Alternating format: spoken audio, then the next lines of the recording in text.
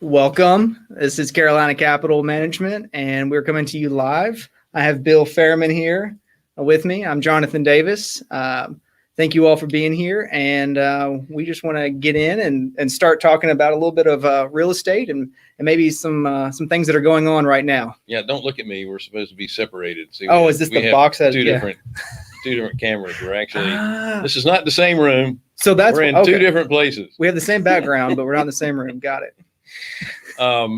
Listen, I want to start off with a couple of things that Jonathan and I are getting tired of hearing. What really grinds your gears? Our little phrases that we're hearing too much of. Yeah.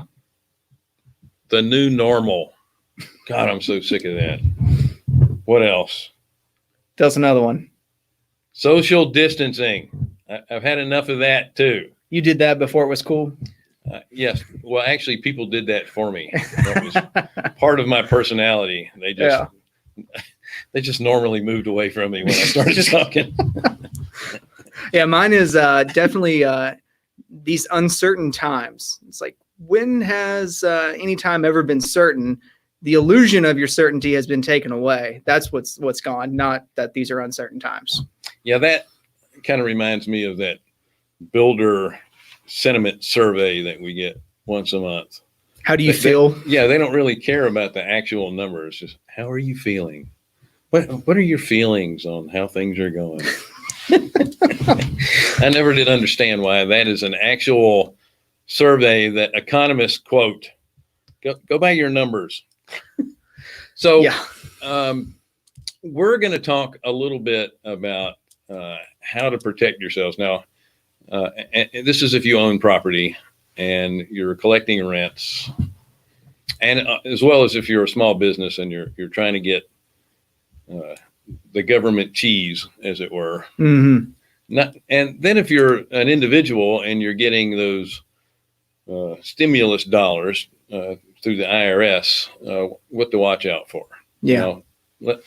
Let's be honest here. Neither one of us are attorneys, and we don't care to play one on TV either. These are just some personal things that we've gone through. You know, I've made it through the .com crash. I've been through the 2000. All right, we're not supposed to be looking at each other. We're in separate rooms. Yeah. I've been through the .com crash, the 2008. Didn't you? What about weren't you there for Black Friday? Yeah, I was part of the Depression. And you're talking about 1987? 1987, the year I was born. They had a crash then too, but fortunately I didn't make enough money that it even bothered me because I wasn't in the market.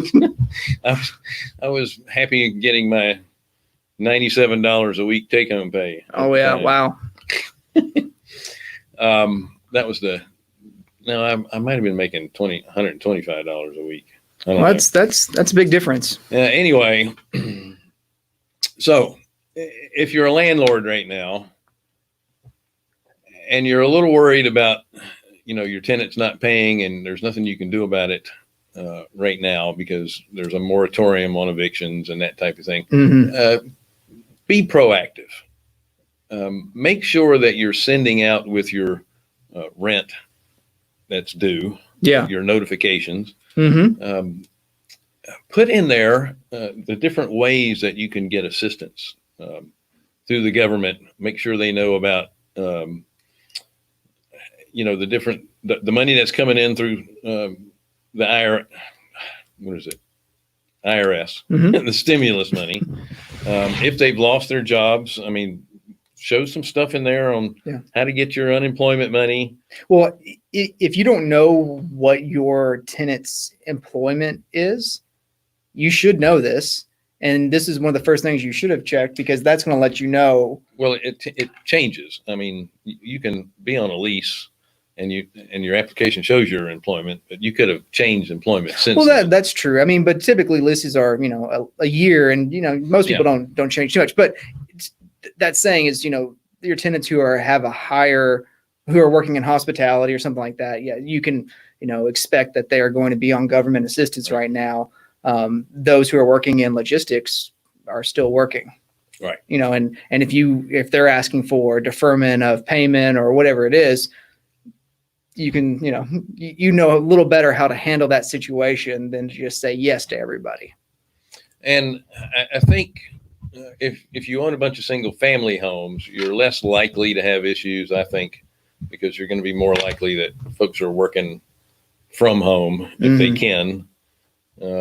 It's not to say that there might be one of the family members that was in hospitality or the service industry, or but you can also it never hurts to have information available for where they can find assistance. If one of them is unemployed, that you're sending out information on companies that are hiring. There's a ton of companies that are hiring right now. Yeah. You may have lost a job, but you should be able to find one fairly quickly. Now, depending on the field that you're in, there's still plenty of places out there that are trying to hire people. Now, your biggest problem is if you have a family and you have kids and you can't take them to daycare. And they're not in school. No. So it's hard for, no one to be at home. Well, we leave our 4-month-old and 2-year-old at home all the time by themselves. They usually take care of each other. Yeah. No, but no, I jest. But yeah, I mean, it is difficult. I will say from the landlord perspective, I mean, if you've taken debt and you owe debt on your properties, which most landlords do, you can get payment deferrals from your lenders, but you still have to pay that.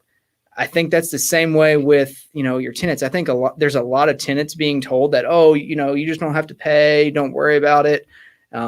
So what I have done personally is, our property manager has sent out, like, hey, if you ask for a payment deferral, it is exactly that. And if you don't pay it, we will turn you over to collections. If you break the lease, whatever, it'll go to collections. Like it's not a freebie, like, because the house isn't free. Someone has to pay for the house. So it's, and Wendy and Jonathan talked about this earlier with not taking advantage either. You still need to work with folks. You still have to have a heart. Oh, for sure. Yeah. But at the same time, you have bills you have to pay, and you have income that you need, and you're only getting that through the rents. Yeah. Let's talk about stimulus money. If you don't need the stimulus money, do not take it. Well, what I'm talking about, you're still going to get it. They're sending it out. Well, what is it if you make less than 100,000? If you make less than, I can't remember what it is, but I think it's less than 100,000. You're going to get that stimulus money. You're going to get a stimulus check in the mail. Don't just go out and buy something new with it. Put it aside. Because I'd send it back if you don't need it. Because you're going to have to pay taxes on it. Today, the first-time unemployment figures came out again, or first-time claims, and it was 3.8 million or 3.75 million new claims this week. Wow. The good news out of that is that the continuing claims was in the $17 million range. While that sounds extremely high, we were at 23 million. Yeah. Already unemployed, or 24 million prior to that. So with this 3.7 new and then the 17, we're right at 20 million. So there's 4 million people that have gotten jobs or have been brought back due to the Paycheck Protection program that has already funded. Yeah. Right. But if you're getting stimulus money and you don't need it, please just don't go out there and spend it on frivolous stuff. Save it for the rainy day, as it were. We don't know how long this is going to linger. Each state is a little bit different. North Carolina, if you look at the population, North Carolina really shouldn't be in a total lockdown. Neither should South Carolina. I'm not going to go any further with that because I'll be on my soapbox. Next. Oh, thank you for that comment, Sohail. What was it? I couldn't see it. He said that's correct. They will extend loan for the months that were not paid. Right. Here's a thing that a lot of people don't know too. If if you're a mortgage, if you're a mortgagee, you're the one paying.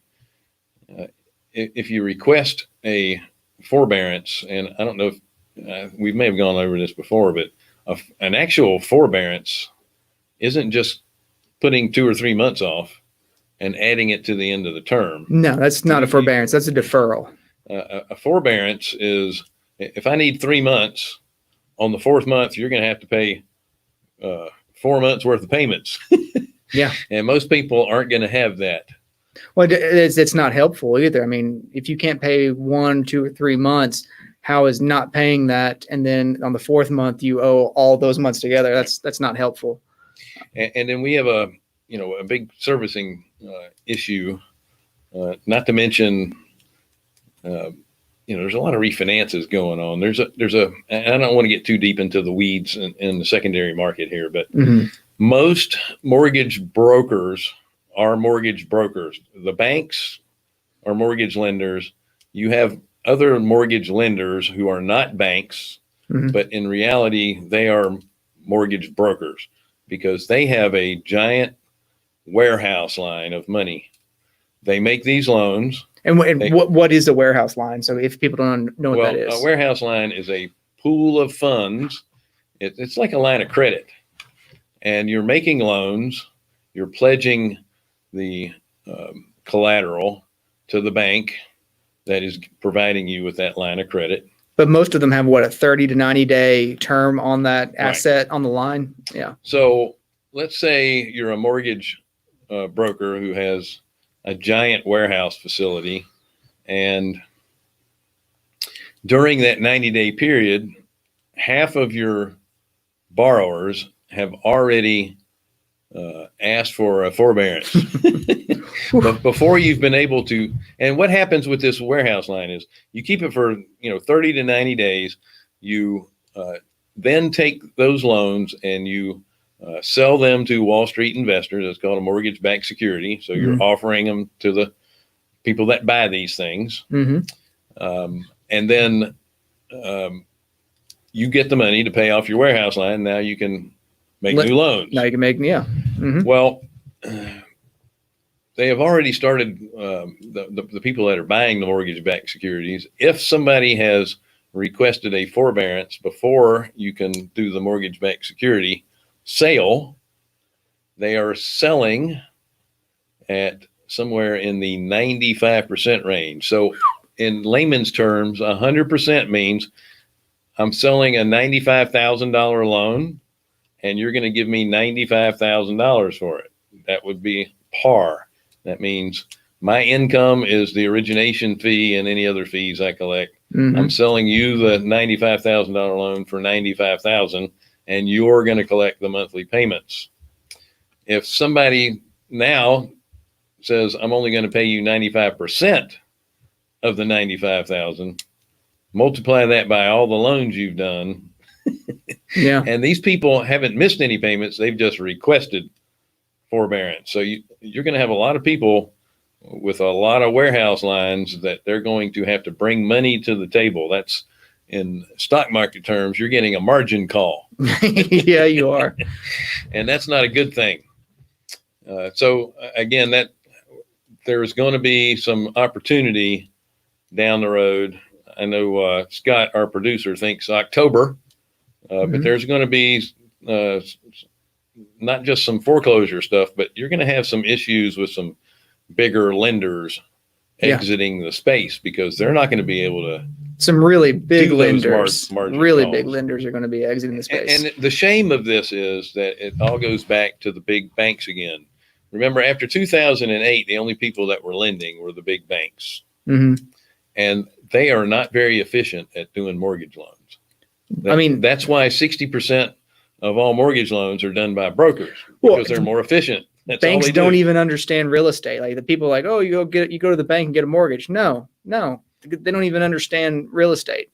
Oftentimes, now there are bankers who do. Not trying to say they all don't, but not going to generalize them. But oftentimes, most of the banks that I deal with, they are not real estate savvy. Well, they're not taught. They don't think outside of the box. We got to wrap this up. Yeah, I was looking at the clock. We have a 1:00 show.